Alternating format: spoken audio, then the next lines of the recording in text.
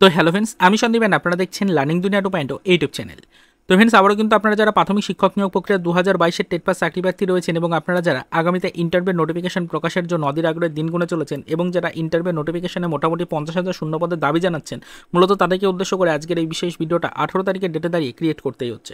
দেখুন ফ্রেন্ডস, আপনারা কিন্তু সকলেই জানেন, অলরেডি আপনাদেরকে আমরা গতকাল পর্যন্ত বলে এসেছি বা আপনারা সকলেই বিষয়টা নিয়ে প্রশ্ন করে এসেছেন যে অলরেডি কিন্তু আমাদের রাজ্যে নির্দিষ্ট সমীক্ষার কাজ শুরু করেছিল প্রাথমিক শিক্ষা পর্ষদ। রাজ্যের প্রত্যেকটা জেলা ডিপিএসসি অনুযায়ী সেই জেলা ডিপিএসসির অন্তর্ভুক্ত শিক্ষা প্রতিষ্ঠানে শিক্ষক এবং ছাত্রের যে রেশিও রয়েছে সেই রেশিও গণনার কাজ কিন্তু ইতিমধ্যে শুরু করা হয়েছিল। সেই মর্মে নোটিফিকেশন কিন্তু পাঠানো হয়েছিল প্রত্যেকটা জেলাকে এবং সেই নির্দেশিকা অনুযায়ী কিন্তু ইতিমধ্যে শিক্ষক এবং ছাত্রের যে রেশিও রয়েছে সেই রেশিও গণনার কাজ কিন্তু শুরু করেছিল প্রত্যেকটা জেলা ডিপিএসসি। আপনাদের সেই রিপোর্ট কিন্তু ইতিপূর্বে দেখিয়েছি বা সেই নোটিফিকেশনটি ইতিপূর্বে দেখিয়েছি। তো অলরেডি গত 17 তারিখে কিন্তু সেই রিপোর্ট পর্ষদে এসে পৌঁছানোর লাস্ট ডেট ছিল। আপনারা সেই খবরও কিন্তু পেয়েছেন এবং অনবরত আমাদেরকে প্রশ্নও করে চলেছেন সেই কারণেই যে বর্তমান পজিশনে দাঁড়িয়ে আদৌ নির্দিষ্ট রিপোর্ট প্রত্যেকটা জেলার তরফ থেকে পর্ষদের হাতে এসে পৌঁছলো কিনা বা পর্ষদে আপাতত প্রাথমিক শিক্ষক নিয়োগ প্রক্রিয়াটাকে এগিয়ে নিয়ে যাওয়ার জন্য ঠিক কতটুকু ভ্যাকান্সি এসে পৌঁছলো এই বিষয়টা জানার জন্য অনেকেই কিন্তু প্রশ্ন করেছেন এবং মূলত 2022 টেট পাস চাকরি প্রার্থীরা সত্যি আগামীতে 50,000 শূন্যপদে ভ্যাকান্সি পাবে কিনা এই নিয়ে কিন্তু একটা বড় ধরনের প্রশ্ন অনেকেই করে চলেছেন। তো আপনাদেরকে জানিয়ে রাখার চেষ্টা করি, অলরেডি গতকাল পর্যন্ত আপনাদেরকে বলেছিলাম যে 17 তারিখ ওয়ার্কিং আওয়ার্স শেষ হওয়ার পর আমরা এই বিষয়ের উপর আপডেট কালেক্ট করতে গিয়ে দেখলাম যে সেই সময় কিন্তু এই বিষয়ের উপরে সেরকম কোনো অফিসিয়াল ইনফরমেশন পাওয়া যাচ্ছিল না। আমরা এই বিষয় সম্পর্কে আপডেট কালেক্ট করার সময় কিন্তু দেখলাম যে গতকাল পর্যন্ত সেরকম কোনো রিপোর্ট ছিল না। তাই আমরা বলেছিলাম আপনাদেরকে যে অবশ্যই 18 তারিখ অর্থাৎ আজকের ডেট পর্যন্ত যাবতীয় ডিটেলস ইনফরমেশন আপনাদেরকে জানিয়ে দেবো। সত্যি প্রত্যেকটা জেলা ডিপিএসসির তরফ থেকে রিপোর্ট আদৌ পর্ষদ এসে পৌঁছলো কিনা সেই বিষয়টা জানার চেষ্টা করব এবং টোটাল কতটুকু শূন্যপদ আপাতত বরাদ্দ রয়েছে রাজ্যের প্রাথমিক শিক্ষক নিয়োগের ক্ষেত্রে সেই বিষয়টা জানার চেষ্টা করব এবং আলটিমেটলি 22 টেট পাস চাকরি প্রার্থীরা ঠিক কতটুকু ভ্যাকেন্সি পেতে পারে সেই বিষয়ের উপরও আপডেট কালেক্টের চেষ্টা করব। বলেছিলাম বিষয়টা আপনাদেরকে গতকালকে। তো অলরেডি সেই বিষয়ের উপরে কিছু কিছু করে ইনফরমেশন পেয়েছি, তাই আজকের ভিডিওটা ক্রিয়েট করছি।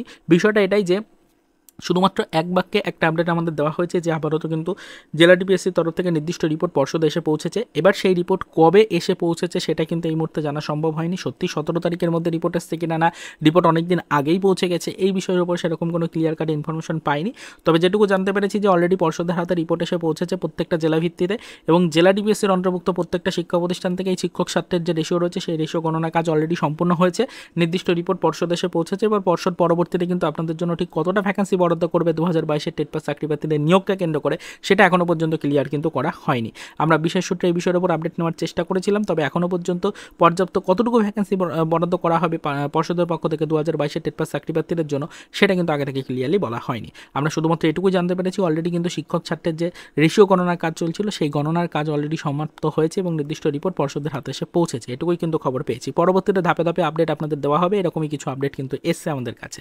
তো এটাই আপনাদেরকে বলছি, আপাতত শুধুমাত্র এটা জেনে রাখুন যে সমীক্ষার কাজ সম্পূর্ণ হয়েছে, সমীক্ষার রিপোর্ট পর্ষদের হাতে এসে পৌঁছেছে।